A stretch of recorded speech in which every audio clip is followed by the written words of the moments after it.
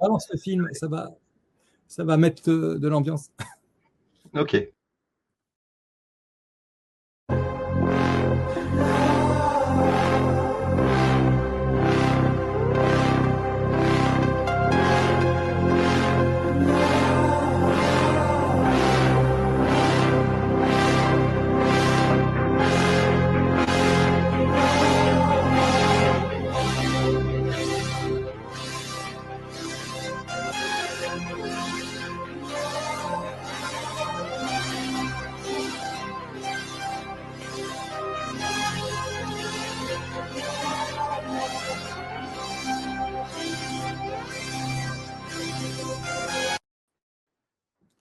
Ouais, ça coupe comme ça, j'ai pas mieux.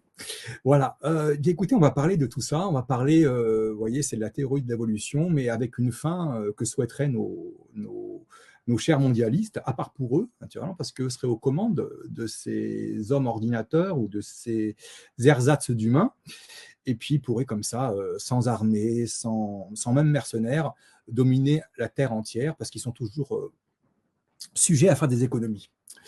Euh, donc, je pense qu'au bout de 2 ans et demi, des gens assez intelligents, assez perspicaces, ont pu mettre à jour le puzzle de ce qui était caché dans ces saloperies-là. On va parler déjà d'intelligence artificielle parce qu'il s'agit de ça.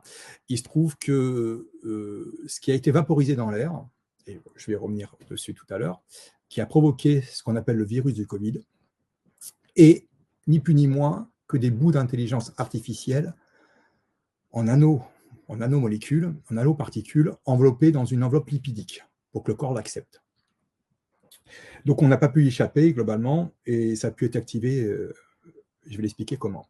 Alors, qu'est-ce que c'est que l'intelligence artificielle? Pourquoi ils veulent nous amener à ça? Alors, on va commencer par ce qui existait avant, c'est-à-dire ce qu'on peut appeler les prothèses humaines, c'est-à-dire une supplémentation, une amélioration de l'humain par la machine. Jusqu'à là, pas de problème, c'est-à-dire qu'on peut considérer qu'un moulin, par exemple, eh bien, il produisait une énergie qui correspondait au travail de 30, 40, 50 humains. Je ne peux pas ici le matérialiser, mais environ. Et donc, c'est un progrès qui permet de produire plus, puisque là, on est sur une prothèse, je dirais, pour tout ce qui est musculaire, tout ce qui est voilà, ça va c'est une prothèse à l'effort humain. Et au même titre, une pelleteuse mécanique, une grosse pelleteuse, va produire le travail de 100 ou 200 humains, parce que elle va le supplémenter. Voilà, il faudrait 100 ou 200 humains pour faire le travail qu'elle va faire. Bon, jusqu'à là, on est bien parce qu'on est sur le corps, on est sur le muscle, on est sur l'effort. Ils ont voulu faire la même chose sur l'immatériel en faisant des prothèses de notre conscience. On leur a rien demandé. Hein. Je pense que l'humain, il est assez intelligent. Il y a des trésors de littérature, d'architecture. On n'a pas besoin de ça. Seuls les médiocres, les pilleurs, ont besoin de ça, en fait, en réalité, de piller la conscience humaine et son miracle et surtout sa subtilité. Donc, dans ce monde trivial je dirais, où tout est argent, tout est monnayable, ils ont voulu se payer, je dirais, faire une prothèse de l'intelligence humaine. Le souci de l'intelligence humaine, c'est qu'ils l'ont borné au mental. Eux n'ont pas d'âme, donc forcément, ils se jugent selon eux. Tout est dans le cerveau. À partir de ce moment-là, leur matériel est un matériel qui supplémente le mental. Sauf que notre conscience, elle intervient là-dedans. Notre âme intervient là-dedans, ce qui fait que c'est un canard boiteux, l'intelligence artificielle, parce qu'elle n'agit que sur le mental. Donc c'est une prothèse du mental humain. Un supercalculateur, tout ce qu'on veut, mais absolument pas quelque chose qui peut remplacer l'humain dans toute sa réflexion. Donc, elle est à ce titre-là complètement bancale.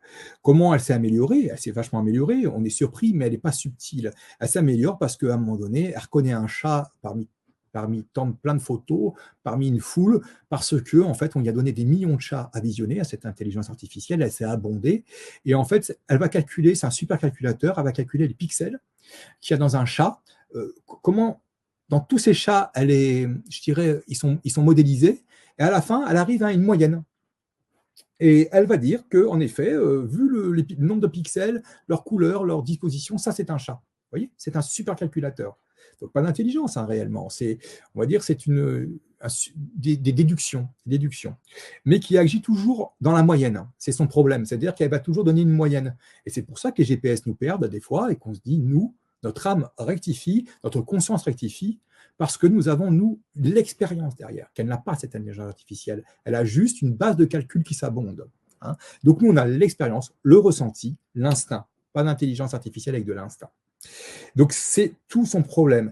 Et quand ils ont mis des voitures, vous savez, qui roulaient toutes seules, soi-disant, elles peuvent se faire avoir simplement parce qu'en effet, elles reconnaissent un panneau stop, mais un panneau stop détérioré, ou vous savez, en Corse, quand ils sont tirés sur les panneaux, vous voyez, c'est fini. Il y a trop dans la pigmentation, il y a trop d'anomalies, et elle va en faire un lot, elle va dire c'est autre chose. Et même si on tape chat sur Google, recherche de photos de chat, vous verrez que viennent s'immiscer dans les photos de chat des photos qui n'ont rien à voir, parce qu'elle s'est trompée. Donc elle se trompe régulièrement.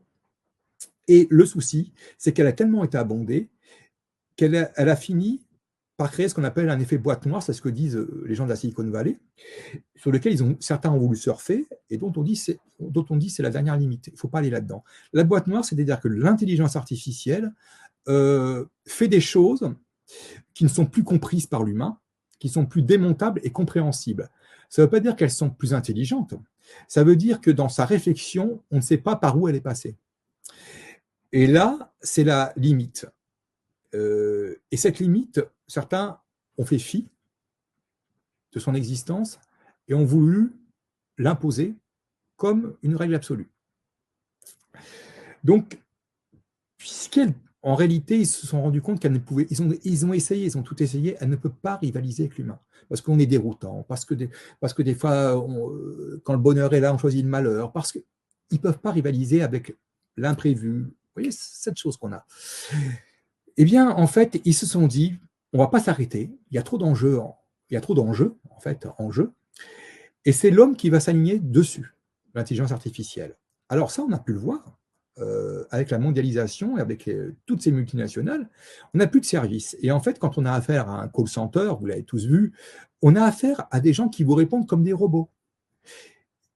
Ce que j'appelle l'excellisation de l'humain, c'est-à-dire que les gens, voyez, vous leur dites, attendez, c'est stupide ce que vous me dites, je veux juste savoir quel est mon numéro de téléphone sur telle ligne, ils ne savent pas vous le dire, parce qu'ils ont toujours un ordinateur devant eux qui les corrige, une intelligence artificielle. Ils ne peuvent pas répondre sans cet ordinateur.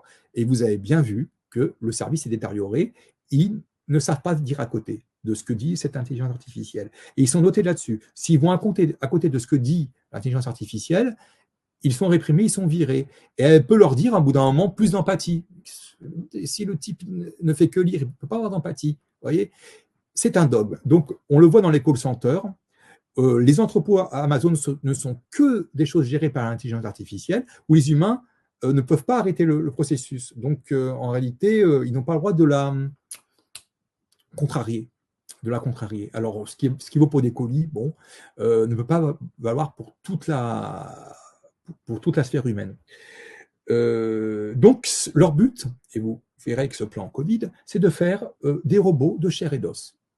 Que nous allions à l'intelligence artificielle, que nous devenions ça, et pas le contraire, puisqu'elle ne peut pas nous rivaliser. Elle ne peut pas arriver à notre niveau. C'est ce qu'ils appellent la 4e révolution industrielle. La 4e, ils le disent à Davos, ils ne s'en sont pas cachés. Pour cela, il faut tout écrouler. Donc, y compris l'énergie. Donc, on écroule les sociétés, on écroule l'énergie. Donc, un petit focus sur l'énergie. C'est quoi l'énergie? La définition, c'est ce qui permet de quantifier le changement d'un état, de l'état d'un système. Le système se présente différemment au début et à la fin du processus. Donc, ça peut être une montée de température dans le corps, tout ce qui produit l'énergie, ou le moulin. Cette énergie, aucun système ne peut créer d'énergie s'il ne communique avec l'extérieur. Ça, c'est important. On commence à comprendre que l'homme, quelque part, son énergie, elle vient d'où? Il y a une interaction avec l'extérieur qui nous est caché. Bon, naturellement, quand on respire, il y a une interaction et ça produit une certaine, ça participe à l'énergie. Le soleil aussi.